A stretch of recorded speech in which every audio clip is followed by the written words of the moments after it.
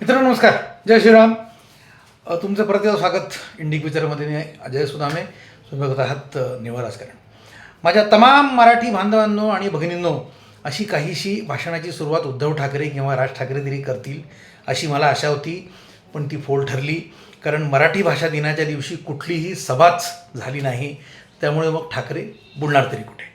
ज्या मराठी भाषेचा मुद्दा घेऊन BMC निवडणुकांच्या आधी दोन्ही बंधूंनी नुसता थैथयाट केला होता, त्यांना 27 फेब्रुवारी मराठी भाषा दिनाच्या दिवशी आपण मराठी आहोत याचा बहुधा विसर पडला असावा. मित्रांनो, खरे सांगायचे तर ठाकरे बंधूंना आपण मराठी काय, आपण ठाकरे असल्याचाच विसर पडला आहे की काय असे मला कधी कधी वाटते. असे परत जाणवण्याचे कारण म्हणजे महाराष्ट्र ATSचे सेवानिवृत्त प्रमुख KP रघुवंशी यांचे आलेले नवीन पुस्तक. त्या पुस्तकाचे नाव ट्रबल शूटर. 92-93च्या मुंबई दंगलीनंतर त्यावेळेच्या काँग्रेस सरकारने जस्टिस BN श्रीकृष्ण यांच्या अध्यक्षतेखाली एक कमिशन बनवलं होतं. त्याचं नाव अर्थात श्रीकृष्ण कमिशन.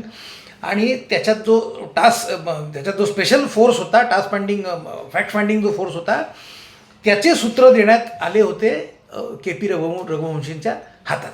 त्या STFनी आणि श्रीकृष्ण कमिशननी आपले काय काम होते ते केले, त्यावर आज बोलायला नको. पण हे शोधकार्य सुरू असताना त्यावेळेच्या सरकारने KP रघुवंशी यांच्या मागे सतत असा तगादा लावला होता की तुम्ही हा रिपोर्ट एकतर लवकर आणा आणि याच्यात बाळासाहेब दोषी दिसतील असं काहीतरी करा. विचार करा मित्रांनो, या KP रघुवंशी जे की मराठी नाहीत, यांनी त्यावेळेला असा हा रिपोर्ट छापला असता तर या मराठी लीडरचं, आपल्या मराठी बाळासाहेबांचं काय झालं असतं. आता आठवा, त्यावेळी केंद्रात सरकार कोणाचे होते तर अर्थात काँग्रेसचे.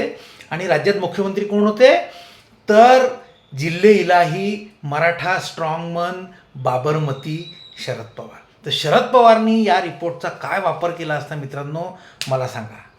आणि माझा बाप पळवला, आमचा पक्ष पळवला, भाजपला ठाकरे आणि पवार ब्रँड नष्ट करायचा आहे असा बोंबाबोंब करणारे हे दोन भाऊ कोणाबरोबर युती करतात? त्यांच्या वडिलांना, त्यांच्या काकाला लटकवायला निघालेले शरद पवार आणि काँग्रेस सरकारबरोबर. कशा करता तर मित्रांनो अर्थात सत्तेकरता. मी सांगतो, या दोघांना म्हणजे उद्धव ठाकरे आणि राज ठाकरेंना आपल्या गेलेल्या वडिलांचं आणि काकाचं मित्रांनो ओझं झालेलं आहे. यांना बाळासाहेबांचे विचार नको आहेत, यांना पाहिजे आहे त्यांचा पैसा, त्यांचा इन्फ्लुएन्स आणि त्याबरोबर मिळणार असेल तर सत्ता. जेवढी उपेक्षा यांनी बाळासाहेबांची आणि त्यांच्या हिंदुत्ववादी विचारांची केली आहे त्याच्यापेक्षा सुद्धा जास्त त्यांनी उपेक्षा आमच्या मायबोली मराठीची केली आहे.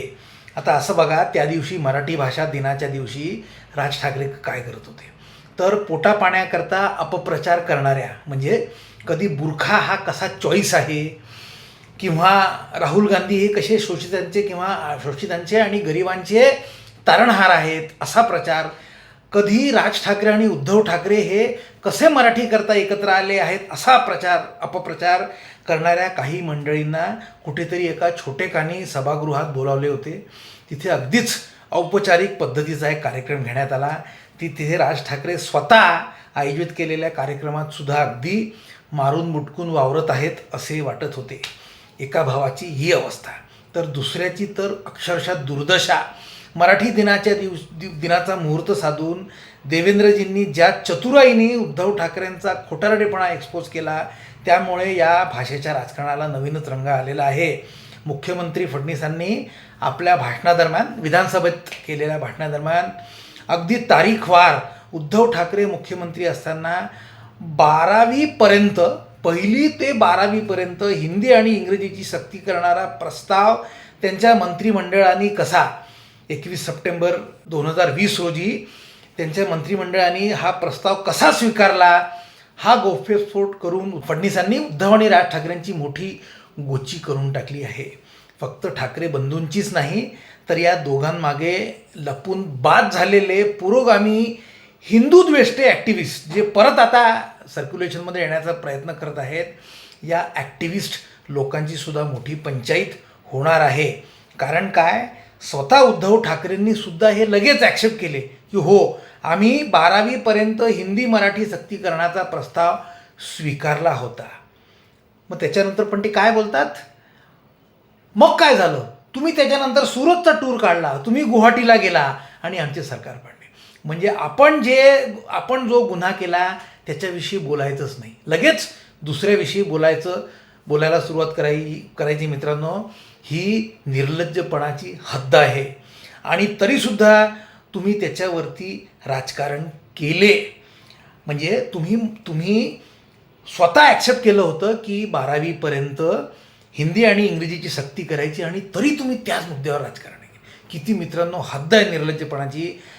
नुसते राजकारण नाही केले, आंदोलन केले, निरपराध लोकांना मारहाण केली. या गदारोळात एका मराठी तरुणाने मित्रांनो आत्महत्यासुद्धा केली आणि तुम्ही सरळ म्हणता की हो आमच्या मंत्रिमंडळाने हिंदी सक्ती स्वीकारली होती. हद्द आहे मित्रांनो. भाजपला देवेंद्रजींना महाराष्ट्रद्रोही म्हणून हिणवणारे स्वतःच एवढे मोठे महाराष्ट्रद्रोही निघाले. यांचे मराठी भाषेवरचे प्रेम मित्रांनो अगदी खोटारडेपणा आहे. उद्धव ठाकरेंइतका बेगडी मनुष्य मी आजपर्यंत पाहिलेला नाही. राज ठाकरेंची अवस्थासुद्धा काही वेगळी नाही. हा मनुष्य जो स्वतःला मराठी संस्कृतीचा मराठी साहित्याचा मोठा जाणकार समजतो, त्याला मराठी भाषा दिनाच्या दिवशी एका साहित्यिकाला बोलून त्याचं एक छोटंसं 15 मिनिटाचं अर्ध्या तासाचं भाषण करण्याची त्याला बुद्धी होत नाही. फक्त पत्रकार बोलवता तुम्ही की पाकिट पत्रकार? कोणते पत्रकार आहेत ते? महाराष्ट्र सरकारला तरी मित्रांनो मी म्हणेन काहीतरी मराठी भाषेची चाड आहे. त्या दिवशी विधानसभेत मिलिंद जोशींना पाचारण करण्यात आले, त्यांना खास वेगळा वेळ देण्यात आला. त्यांनी एक 15-20 मिनिटाचे छान भाषण केले. त्याच्यामध्ये त्यांनी पु ल देशपांडे आणि आचार्य अत्रेंच्या जुने खुमासदार किस्से सांगितले, जुन्या आठवणींना उजाळा दिला. हेही विसरून चालणार नाही की हा तोच पक्ष आहे आणि हे त्याच नेत्यांचं सरकार आहे ज्यांनी मराठीला अभिजात भाषेचा दर्जा दिला. ठाकरे बंधूंनी किंवा मराठीच्या नावाने बोंबाबोंब करणाऱ्या संधी साधू ॲक्टिव्हिस्टनी आपल्या मायबोली मराठीकरता आजपर्यंत काय केले? एक उदाहरण सांगावं मित्रांनो.